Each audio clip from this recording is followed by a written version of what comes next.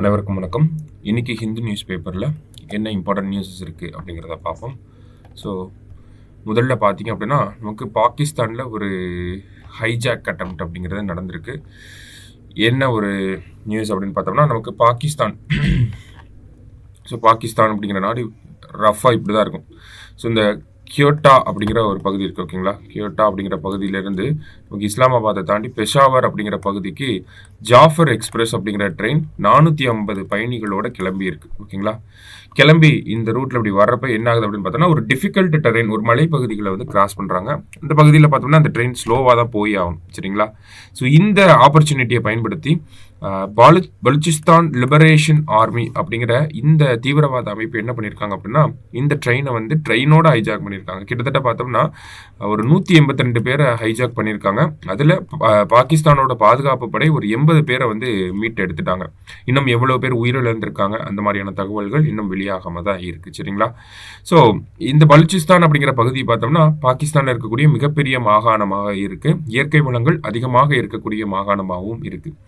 இருந்தாலுமே பாகிஸ்தான்லேயே மிகவும் பின்தங்கிய ஒரு மாகாணம் எது அப்படின்னு பார்த்தோம்னா அது இந்த பலுச்சிஸ்தான் மாகாணம் தான். ரொம்ப காலமாகவே ஆரம்ப காலகட்டத்தில் இருந்தே பலுச்சிஸ்தான் அப்படிங்கிறது தனி நாடா வேணும் அப்படின்னு சொல்லி இந்த பலுச்சிஸ்தான் லிபரேஷன் ஆர்மி வந்து தொடர்ச்சியாக போராடிட்டு தான் இருக்காங்க, சரிங்களா. அடுத்ததாக பார்த்தீங்க அப்படின்னா நமக்கு the first judge of the supreme court to face impeachment proceedings அப்படின்னு சொல்லி கொடுத்துருக்காங்க. ஸோ யார் அவர் அப்படின்னு பார்த்தோம்னா ஜஸ்டிஸ் வி ராமசாமி அவர்கள், சரிங்களா. எதுக்காக இவரை பற்றி சம்மந்தமே இல்லாமல் இப்போ கொடுத்துருக்காங்க அப்படின்னா சமீபத்தில் அவர் போன வாரம் பார்த்தோம்னா இறந்து போயிருப்பார், சரிங்களா. அவரை பற்றி இருக்கக்கூடிய முக்கியமான விஷயமா இருக்கிறது இந்த இம்பீச்மெண்ட் ப்ரொசீடிங்ஸ் தான். எதுக்காக இவர் மேலே ஃபர்ஸ்ட் இம்பீச்மெண்ட் மோஷன் கொண்டு வந்திருப்பாங்க அப்படின்னு பார்த்தோம்னா இவர் வந்து chief justice of Punjab and ஹரியானாவா இருக்கப்ப, ஓகேங்களா, பஞ்சாப் ஹரியானா உயர்நீதிமன்றத்துடைய தலைமை நீதிபதியாக இருக்கப்ப ரொம்ப அதிகமாக செலவு பண்ணியிருந்தார் அப்படின்னு சொல்லி அவர் மேலே வந்து மிஸ்பிஹேவியர் அப்படிங்கிற காரணத்துக்காக இந்த இம்பீச்மெண்ட் மோஷன் அப்படிங்கிறது கொண்டு வரப்பட்டிருக்கும், சரிங்களா. அதுக்கப்புறமா என்ன ஆகுது அப்படின்னு பார்த்தோம்னா லோக்சபாவில் கொண்டு வந்திருப்பாங்க. கிட்டத்தட்ட வந்து 401 நபர்கள் வந்து அந்த டே அன்னைக்கு இருந்திருப்பாங்க. அதில் 196 பேர் வந்து அந்த இம்பீச்மெண்ட் மோஷனுக்கு சப்போர்ட் பண்ணியிருப்பாங்க. 205 பேர் வந்து அப்ஸ்டெயின் பண்ணியிருப்பாங்க. அப்ஸ்டெயின்னா ஓட்டு போடாமல் விட்டுருப்பாங்க. இதில் முக்கியமாக காங்கிரஸ் கட்சி வந்து ஓட்டு போடாமல் விட்டுருக்கும். அதனால தான் இந்த இம்பீச்மெண்ட் மோஷன் அப்படிங்கிறது பாஸ் ஆகாமையே போயிருக்கும். இன்கேஸ் பாஸ் ஆகிருந்துச்சு அப்படின்னா முதல்ல ஒரு இந்தியாவில் ஒரு உச்சநீதிமன்ற நீதிபதி தகுதி நீக்கம் செய்யப்படுவது இவராக தான் இருந்திருப்பார். இம்பீச் ஆகிறது இவராக தான் இருந்திருப்பார். ஆனால் காங்கிரஸ் பார்ட்டி அப்போதைக்கு அவரை சேவ் பண்ணிட்டாங்க, சரிங்களா.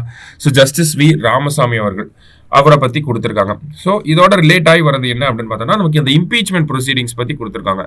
இந்தியன் கான்ஸ்டிடியூஷனில் எந்த ஆர்டிகலில் இம்பீச்மெண்ட் ப்ரொசீடிங்ஸ் பற்றி கொடுத்துருக்காங்கன்னா நமக்கு ஆர்டிகல் 124 அப்படிங்கிறது தெரியும். அதில் ஆர்டிகல் 124 சப் கிளாஸ் 4ல் வந்து இந்த இம்பீச்மெண்ட் ப்ரொசீடிங்ஸை பற்றி கொடுத்துருக்காங்க, சரியா.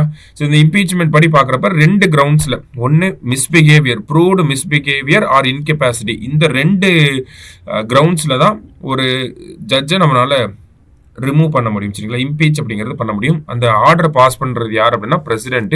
எப்போ பாஸ் பண்ணுவார் அப்படின்னா லோக்சபாலையும் சரி ராஜ்யசபாலையும் சரி 2/3 மெஜாரிட்டியில் அந்த இம்பீச்மெண்ட் மோஷன் பாஸ் ஆயிருச்சு அப்படின்னா அந்த ஆர்டரை பிரசிடென்ட் வந்து பாஸ் பண்ணுவார். ஸோ இது வந்து ஆர்டிகல் 124 சப் கிளாஸ் 4ல் சொல்லியிருப்பாங்க, ஓகேவா.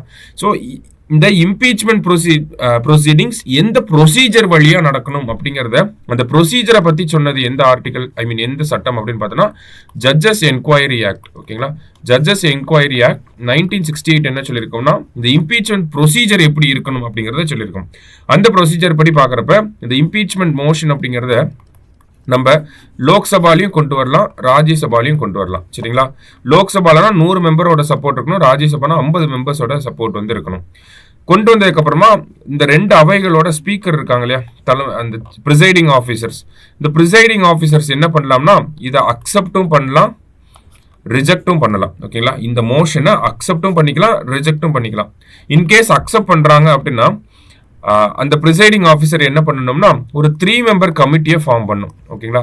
3 மெம்பர் கமிட்டி வந்து ஃபார்ம் பண்ணும்.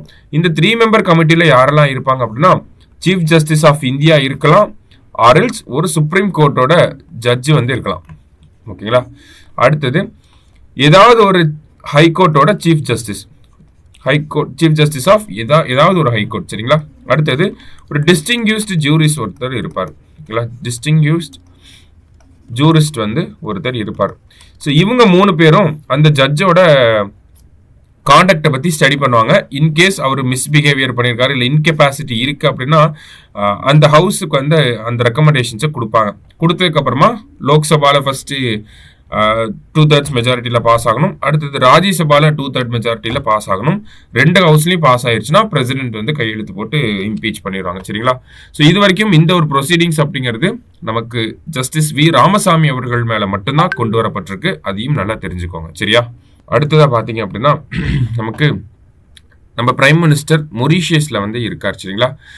ஸோ மொரீஷியஸ் நாடு என்ன பண்ணியிருக்காங்க அப்படின்னா அந்த நாட்டினுடைய உயரிய விருதாக இருக்கக்கூடிய ஹையஸ்ட் சிவிலியன் ஹானராக இருக்கக்கூடிய நமக்கு the grand commander of the order of the star and key of the Indian ocean அப்படிங்கிற இந்த விருதை வந்து நம்மளுடைய பிரதமர் அவர்களுக்கு வழங்கியிருக்காங்க.